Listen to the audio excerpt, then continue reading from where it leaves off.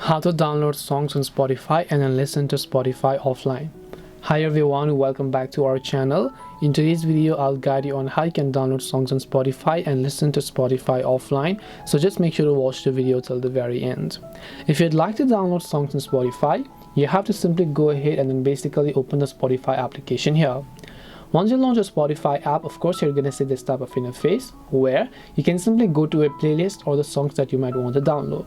And if you'd like to download, what you normally want to do is you have to tap the little download option right here. You can see next to the plus button and right beside the three dots option, you'll find the download option. When you tap on it, all the songs will get downloaded. But the only basic necessity of this feature is that you need to have a premium subscription on Spotify, and that's simply the truth, because unless you have a premium, you will not be able to listen to songs offline and download them as well. So in order for you to be able to download them, you have to get the premium subscription. Now, just in case you don't know how to get the premium subscription, we've already made a couple of videos on our channel already. You can directly search them up in our channel link below, or I'll make sure to drop a few videos down in the description box as well. I won't cover them on this because it's going to be just too much long and lengthy if I just cover them in this video.